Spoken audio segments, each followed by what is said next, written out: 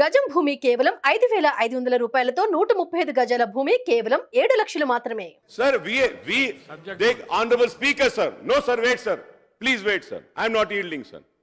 मैं ये बोलना चाहता हूं, अगर हम काम नहीं कराते होते तो बार बार जीत कर नहीं आते. 6 मरतबा जीत कर आया हूं और लोग यहां से यहां जाते, वहां से वहां आते, लेकिन हम जहां वहीं खड़े हुए हैं. मंसूबे बनाए, साजिश बनाए, हम बुरे दिखे, मुसलमानों की एक आवाज को दबाने की कोशिश करी वो कांग्रेस ने, लेकिन उसके बावजूद भी मुसलमानों ने अपने एतमाद का इजहार हम मजलिस इत्तेहादुल मुस्लिमीन पे किया और हम कामयाब होकर आए हैं, कामयाब होकर आते रहेंगे. Let me make it one more thing clear, sir. I have come with a majority of 81,000 change votes and I have secured 67,000 poll votes. मतलब ये कि आवाम का भरोसा हमारे साथ है.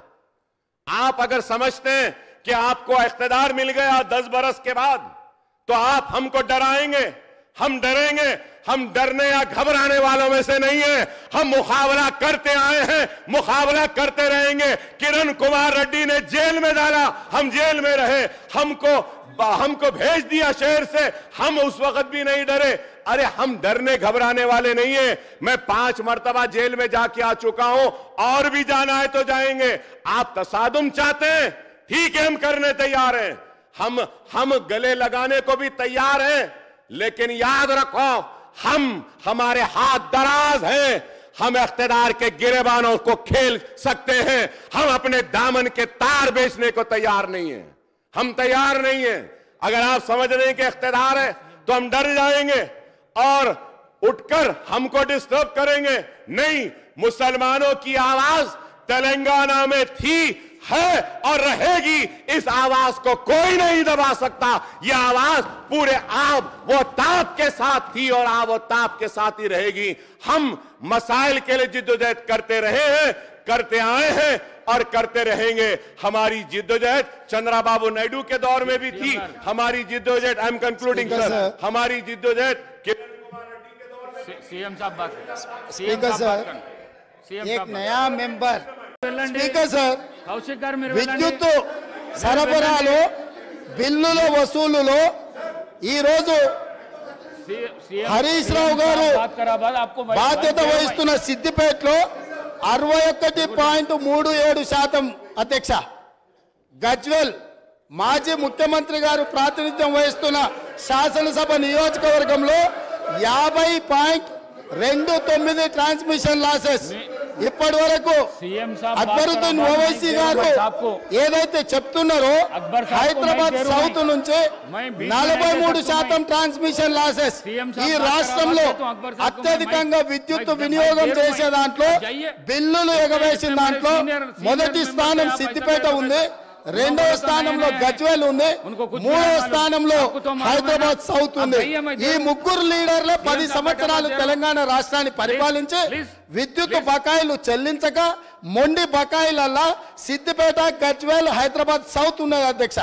ఈ రోజు మొత్తం విద్యుత్ రంగమే దివాలా తీయడానికి, అప్పుల పాలు కావడానికి ఈ 3 ప్రాంతాల నుంచి బిల్లులు చెల్లించకపోవడం వల్ల ఈ రోజు ఈ పరిస్థితి దాపురించింది. నేను ఇప్పుడు మీ ద్వారా సభ్యులను నేను అడుగుతున్నా అధ్యక్ష, ఇన్ని పెండింగ్ బకాయిలు ఉన్నాయి, ఇంత బాధ్యతతో మాట్లాడినా, ఇంత డేటా తీసుకొని మాట్లాడినా అక్బరుద్దీన్ ఓవైసీ గారు ఎస్ మా ప్రాంతాల నుంచి బిల్లు చెల్లింపులో బకాయిలు ఉన్నాయి, నేను హరీష్ రావు గారు అదేవిధంగా చంద్రశేఖరరావు గారు బాధ్యత తీసుకొని ఈ బిల్లులు చెల్లిస్తామని ఎందుకు ముందుకు రాలేదు సార్? ఇది పద్ధతే సార్? అదేవిధంగా స్పీకర్ సార్, ఇన్ని విషయాలు మాట్లాడినప్పుడు అక్బరుద్దీన్ ఓవైసీ గారు అంతకంటే ముందు జగదీశ్వర్ రెడ్డి గారు మాట్లాడుతూ రాష్ట్రంలో ఎక్కడైనా విద్యుత్ కోతలు ఉన్నాయా, ఏ రైతులైనా రోడ్డు మీదకి వచ్చి ధర్నా చేసిండ్రా, ఏ రైతులైనా విద్యుత్ రావడం లేదని అడిగినరా అని చెప్పి మాజీ మంత్రి జగదీశ్వర్ రెడ్డి గారు మాట్లాడినరు. వారి సమాచారం కోసం నేను చెప్తున్నా స్పీకర్ సార్, కామారెడ్డి ఎక్కడి నుంచి అయితే కేసీఆర్ గారు గెలవాలని వెళ్ళిపోయి ఎన్నికల్లో పోటీ చేసిండో ఆ కామారెడ్డిలో సెప్టెంబర్ 1 తారీఖు నాడు కరెంటు సబ్ స్టేషన్లో ముట్టడి చేసి మొత్తం రైతులు ధర్నా చేసి రోడ్లెక్కి కామారెడ్డిలో నిరసన తెలిపినరు. 24 గంటలు కాదు కదా, 10 గంటల విద్యుత్తు కూడా ఇవ్వడం లేదని కామారెడ్డి శాసనసభలో ఆ నియోజకవర్గంలో కామారెడ్డి జిల్లా బాగర్తిపల్లి సబ్స్టేషన్ ఎదుట ఆందోళన చేస్తున్న రైతులు, వేములనర్వ శివారులో ఎండిపోయిన మొక్కజొన్న పంటను మేస్తున్న గొర్రెలు. ఇది సమాచారం అధ్యక్ష. ఒకవేళ కామారెడ్డి కేసీఆర్ ఇలాకా కాబట్టి నాకు సంబంధం లేదని మాజీ విద్యుత్ శాఖ మంత్రి గారు మాట్లాడొచ్చు. ఇక్కడ సూర్యాపేట జిల్లా నేరేడుచెర్ల దగ్గర రాస్తారోకో చేస్తున్నారు. నేరేడుచెర్ల గరిడేపల్లిలో వారి సొంత జిల్లా రైతులు రోడ్డెక్కి రాస్తారోకో చేసిన వివరాలు అధ్యక్ష. అదేవిధంగా గరిడేపల్లి కల్మల చెరువు సబ్స్టేషన్ను ముట్టడి చేసి రైతులు ధర్నా చేస్తున్నారు అధ్యక్ష. అదేవిధంగా మేళ్ల చెరువు అక్టోబర్ 15 నాడు సూర్యాపేట జిల్లా మేళ్ల చెరువులో రైతులు నిరసన బాట పట్టారు అధ్యక్ష. అదేవిధంగా కరెంటు సమస్యలతో గద్వాల్లో 24 గంటల కరెంటు రావట్లేదని సబ్స్టేషన్ని ముట్టడి చేసిన వివరాలు అధ్యక్ష. అదేవిధంగా అధ్యక్ష, కరెంటు కోతల వల్ల కన్న కొడుకు చచ్చిపోతే కరెంటు కోతతో కొడుకు, కడుపు కోతతో తల్లి బలి. కరెంటు సరైన సమయంలో ఇవ్వకపోవడం వల్ల కొడుకు చనిపోతే ఆ దుఃఖాన్ని భరించలేక కొద్ది గంటల్లోనే కొడుకు శవాన్ని కూడా దాన సంస్కారాలు చేయకముందే ఆ తల్లి, కొడుకు పేరు కొమరయ్య, తల్లి పేరు ముత్తవ్వ, డోర్నకల్ వరంగల్ ప్రాంతంలో 2 ఏళ్లుగా వ్యవసాయం కలిసి రావడం లేదని అప్పులు పెరిగిపోయాయి. వాటిని తీర్చేందుకు కొమరయ్య సాగును పెంచాడు. కానీ విద్యుత్తు రాకపోవడం వల్ల కొమరయ్య అనే రైతు చచ్చిపోతే ఆ దుఃఖాన్ని తట్టుకోలేక గుండె బగిలి కన్న తల్లి ముత్తవ్వ కూడా చనిపోయింది అధ్యక్ష. ఇదే కాదు అధ్యక్ష, ఇంత ప్రోగ్రెస్ రిపోర్ట్ చదివిండు కదా మా మిత్రుడు. నేను అడగదలుచుకున్నా, ఎందుకంటే వారు చాలా సీనియర్ సభ్యులు, వారు అన్ని విషయాలను వారు సభ ముందుకు తెస్తే నిజంగా మేము అప్రిషియేట్ చేస్తాం అధ్యక్ష. మేము వైట్ పేపర్ పెట్టింది దేనికోసం అధ్యక్ష? వాస్తవాలను ప్రజల ముందుకు తీసుకెళ్ళి వాళ్ళ సలహాలు సూచనలు తీసుకొని ఒక మంచి పరిపాలన ఇవ్వాలని మేము చర్చ చేసినాం అధ్యక్ష.